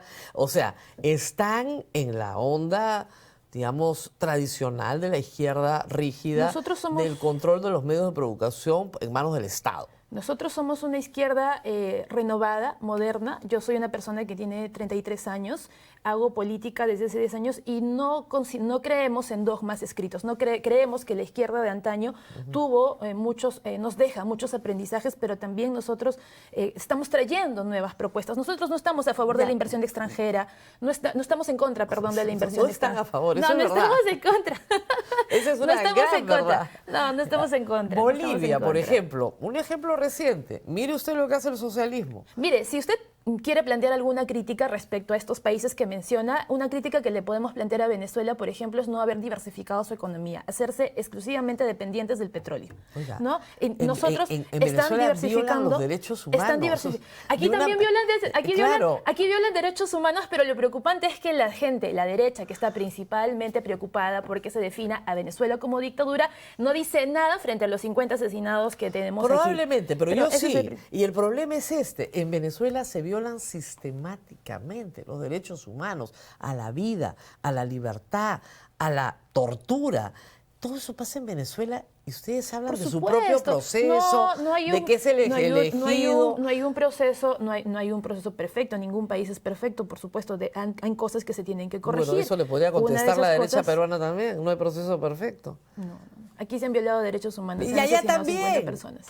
Allá es una imperfección, acá es una violación. Es un proceso. Venezuela es Venezuela. Yo soy peruana, hablo por Perú. Muy bien. Pregunta del público. ¿Qué haría si es elegida con los actuales miembros del TC, JMJ, Defensor del Pueblo, Fiscalía de la Nación? Bueno, ya sabemos que hemos mencionado que las instituciones del Estado, la Junta Nacional de Justicia, el Defensor del Pueblo, el Tribunal Constitucional, ha sido tomada por la actual coalición mafiosa, conformada por el fujimorismo, el acuñismo, los mismos que están sosteniendo a José Gerí en este momento, pese a las abundantes pruebas de corrupción que existen. Entonces, lo que nosotros queremos primero es destituir a todos esos personajes que han sido colocados, que teniendo denuncias de violencia familiar, que teniendo denuncias de corrupción, han sido colocados ahí y que lo único que hacen no es defender al pueblo, no es generar o garantizar justicia para los peruanos, sino es defender los intereses de la coalición mafiosa. Los vamos a sacar a todos. Ustedes también han sido parte de este Congreso. Tanto el señor son parte de este Congreso. Tenemos ahí a nuestra compañera Sigrid Bazán, que ha dado muestra de que sí se puede hacer política, sí se puede estar en el Congreso de forma honesta y luchando ella en minoría contra esta mayoría congresal autoritaria. Pero por estos no, es un movimiento que dice por ninguno que está hoy día en el Congreso. Yo creo que el por estos no, y somos parte también de esa organización, sí identifica... No hay ninguna organización, es un caos. Es una movida, es una corriente de opinión que se ha generado, por supuesto, que diferencia. Porque yo soy una de las principales impulsoras. Por supuesto, pero yo creo que se hace la diferencia también entre los congresistas que no se han vendido a las mafias, ¿no? Y entre los congresistas a los que le han cerrado sus proyectos de ley precisamente por no ser parte de la coalición mafiosa, como ha sido nuestra compañera Sigrid Bazán. Nosotros consideramos que ella es una gran representante, nosotros consideramos que ella debe estar en el siguiente Congreso y es por eso que ella también está postulando. Muy bien, muchísimas gracias por haber estado con nosotros. Ha sido muy clara, muy honesta. No comparto en nada lo que ha dicho, pero me encanta la honestidad. Pausa y regresamos. Tenemos un invitado más. No se mueva, no se mueva. Pausa y volvemos.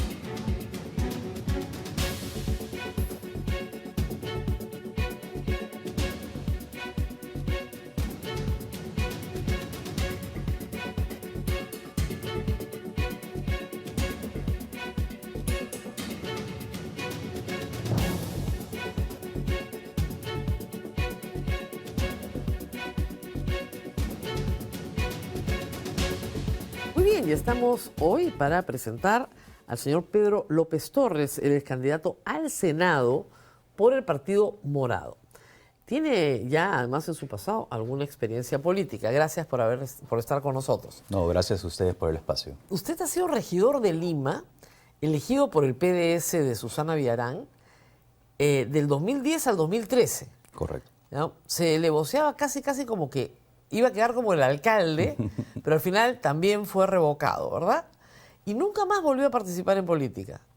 He participado en política de otras maneras, pero siempre esa experiencia para mí fue fundamental en darme cuenta de la importancia de fiscalizar de una manera directa al poder. Y eso es lo que hice desde la gestión durante mi época de regidor.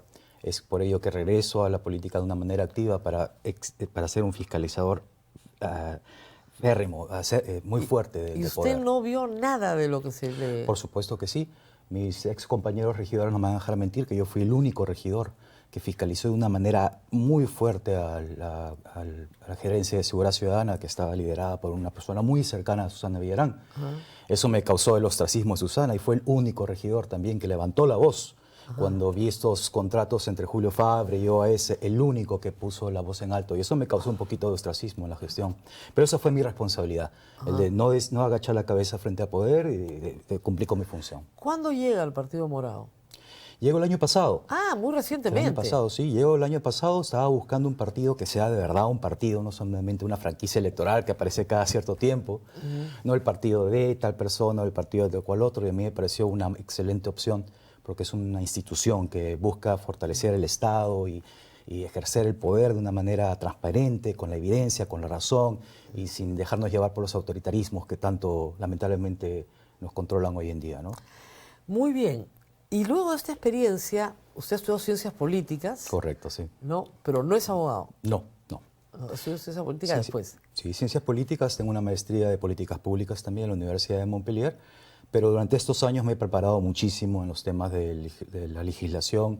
Una de las propuestas que tenemos como Partido Morado es obviamente retirar las leyes 3291, 3280, las leyes pro crimen. No solamente eso, sino trabajar desde el Congreso para modificar leyes orgánicas de, por ejemplo, la Junta Nacional de Justicia, que permiten la entrada de personas con intereses, conflictos de intereses. La ley es muy buena.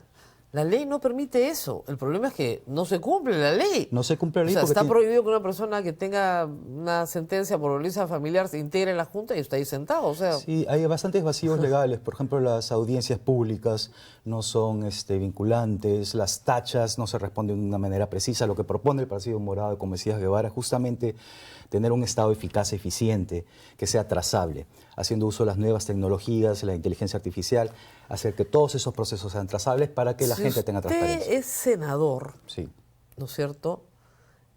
Bueno, no puede tener una comisión investigadora, ¿sabe? ¿No? Porque las comisiones investigadoras ya no van a estar en el Senado, solo en diputados. Correcto. Pero sí puede hacer, sí hay algunos niveles de fiscalización que se pueden dar. Por ejemplo, usted nombra a los miembros del Tribunal Constitucional, pero también los remueve. Así es. No solamente... ¿Existe la posibilidad de que hay una corriente para remover a los actuales miembros del Tribunal Constitucional? Bueno, eso es lo que esperamos, pero más allá de eso, nosotros queremos cambiar la manera como se ejerce el poder desde el Estado. Si bien es cierto, el Senado no tiene esta capacidad de comisión investigadora, sí tenemos la posibilidad de trabajar o impulsar desde la Cámara de Diputados este tipo de iniciativas. Claro, porque es el mismo partido, ¿no? El partido puede moverse así. Así es. Pero al final del día, los nombramientos de los altos funcionarios del Estado solo dependen del Senado. Así es. Y ahí tienes TC, ahí tienes, no Junta Nacional de Justicia, pero su remoción sí.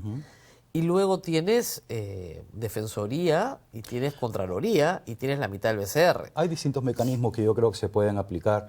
Las leyes orgánicas, por ejemplo, de la elección de los miembros de la Junta Nacional de Justicia, pueden ser, a través de la Cámara de Diputados y luego aprobados a nivel del Senado, modificados de tal manera que permitan mayor transparencia, participación de la ciudadanía y que se escojan a personas de verdad con mérito y con experiencia. Ahora, esa ley, como le digo, se hizo en 2019 y se supone que es muchísimo mejor que lo que teníamos con el Consejo Nacional de la Magistratura y ahí tienen los resultados. El problema es que si tú controlas el Tribunal Constitucional, controlas la Defensoría, controlas la Corte Suprema, controlas el Ministerio Público, Ya no hay Junta Nacional de Justicia, es No es autónoma. no es separación de poderes. Lo que el Partido Morado propone es justamente restablecer el sistema republicano con una verdadera separación de poderes. Esta viene de la idea de Montesquieu tantos años atrás. Esta separación de poderes se ha perdido. Entonces lo que buscamos es hacer un Estado que funcione de manera eficaz, pero que también que esta separación de poderes se mantenga vigente. Eso vamos a trabajar muy fuerte para que ese sea el caso. Es muy difícil porque usted va a entrar a una institución que es el Senado, si es que lo logra, que es un super Senado. Así es. Es un tapón espectacular para cualquier iniciativa que no guste a 41 personas. En realidad, que no guste a 31. Por ello, la función, yo creo, del Senado, del senador, del político, hoy en día debe ser una función pedagógica, de explicar a la ciudadanía la importancia del republicanismo, la importancia de la separación de poderes. A veces algunos de nosotros pensamos que las instituciones del Estado no son importantes, son irrelevantes. Muy por el contrario. Desde el Partido Morado creemos que el Estado está ahí para ayudarnos, para trabajar como nación, pero es un Estado que tiene que funcionar en base a la separación de poderes, la legalidad y no los autoritarismos que lamentablemente hoy nos rigen, en donde se concentra el poder, se limita la capacidad de la ciudadanía de fiscalizar los procesos del Estado. Nosotros por eso proponemos, por ejemplo, en Seguridad Ciudadana, un Estado transparente, haciendo uso de las nuevas tecnologías para que el ciudadano esté alerta con todo el día de lo que están tomando decisiones en la policía, en el Poder Judicial, en la Fiscalía, etc. ¿Qué hacer con el señor Gerí? Esa es buena pregunta. Mire, yo creo que lo que se tiene que hacer es seguir las normas, seguir las leyes. Si se da el caso de que Gerí tenga que ser removido, pues a buena hora. Esta es una de las consecuencias de un sistema que no premia la meritocracia, que simplemente da el poder al que va a apoyar tus intereses corruptos. Justamente desde el Partido Morado queremos cambiar ese sistema, hacer que la política sea profesional, eficaz, haciendo uso de las mejores experiencias y no simplemente poniendo a una persona porque saben que los van a apoyar en momentos difíciles. Hay un conjunto de personas que han salido bien libradas de una serie de acusaciones. A partir del 28 de julio se tiene que tomar de la decisión si esas personas van a ser exoneradas de toda responsabilidad o van a ser juzgadas. Y tenemos, por encabezar la lista, a Dina Boluarte, que ha sido exonerada de toda responsabilidad por este Congreso y luego la vacaron. Que es bastante extraño. ¿Qué haría usted siendo senador en el caso de tener que aprobar? Porque, a ver, el antejuicio político, la inhabilitación, digamos, para el ejercicio de la función pública, le va a tocar al Senado. Y la parte penal le va a tocar a diputados. ¿Ok? ¿Qué haría usted como senador en caso de tener al frente el caso de Dina Boluarte, donde se discuta su inhabilitación para el ejercicio de la función pública? Lo que vamos a hacer, no solamente yo como senador, con el Partido Morado y Mesías Guevara a la presidencia, es actuar conforme a la ley, conforme a la evidencia y de una manera transparente. Eso es lo importante para nosotros. No interesa los celos o los odios políticos que pueden cumplir un rol de una manera emocional. Lo que interesa es actuar bajo la ley, bajo el principio de la legalidad. Si se hace el análisis correcto de que eventualmente estas personas merecen una sanción ejemplar, esa la vamos a dar, sin ningún miedo, sin ningún titubeo. El Partido Morado ya tiene una experiencia parlamentaria, colocó 9 miembros en el Congreso corto, el del 2020-2021. Pero la experiencia fue desastrosa, porque no estaban de acuerdo en nada. Había 3 que creo yo honraron su mandato y los otros 6 se fueron cada uno por la libre, muchas veces votando propuestas completamente populistas, pero populistas a la mala. O sea, votaban por la exoneración de los peajes, ¿no? Cosas que eran populistas que se entendían en partidos pues como Podemos, qué sé yo, ¿no? Acción Popular, pero no se entendían en el Partido Morado. Yo no era miembro en esas épocas del Partido Morado, pero lo que sí sé es que el Partido Morado ha tomado cartas en el asunto.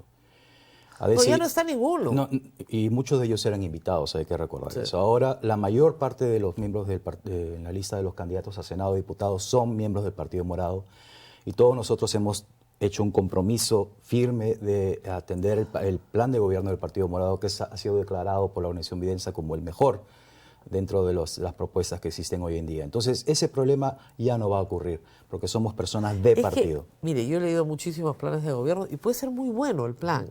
El problema es la ejecución del plan.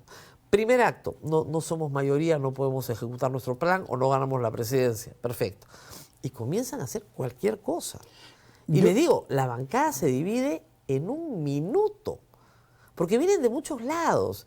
Mesías Guevara viene de Acción Popular, usted viene del PDS, hay otros que vienen de otros lados y no tienen una unidad, sobre todo en materia económica. En materia económica eran populistas hasta la pared del frente. Muy buena pregunta. Yo creo que sí tenemos unidad, en el sentido de que lo que nos rige son principios muy claros, referidos a la separación de poderes, a un Estado republicano, al principio de legalidad y, en mi caso, en la lucha en contra de las fuerzas autoritarias que nos gobiernan hoy en día. Segundo ejemplo, fueron 3 en el 2021, no 9, 3.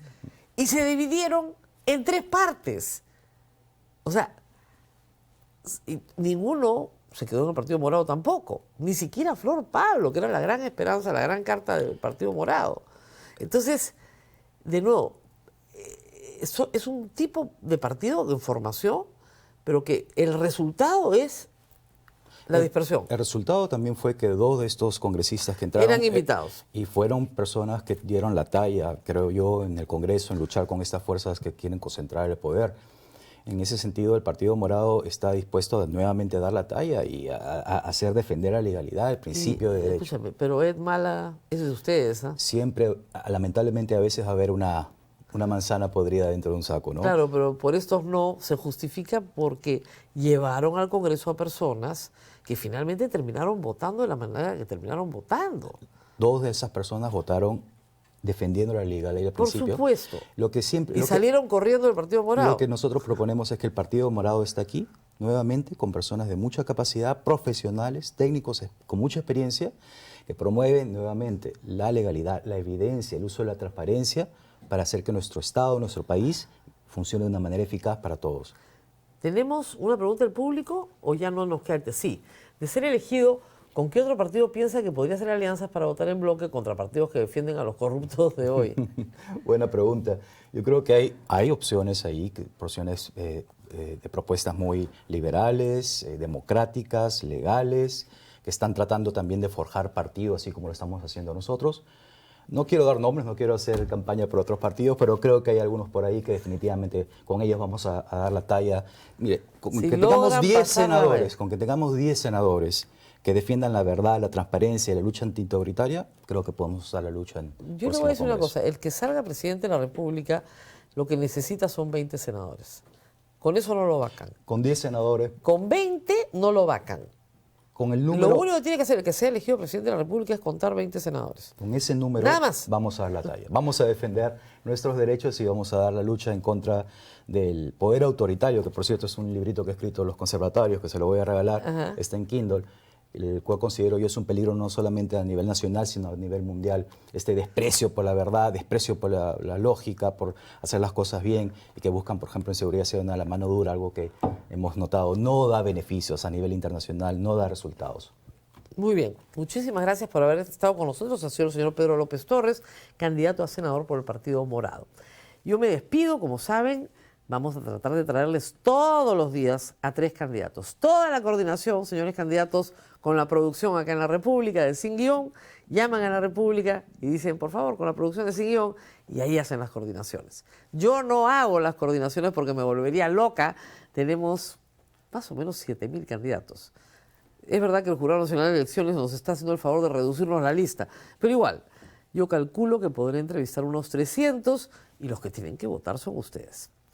Nos vemos nuevamente el día de mañana. No se olviden de 3 cosas. Me dan el like, me comparten el programa y por favor se suscriben a todas las redes de la República para que los contenidos les lleguen inmediatamente en el momento en que los estamos haciendo. Y así además el logaritmo no nos separe nunca más. Nos vemos mañana.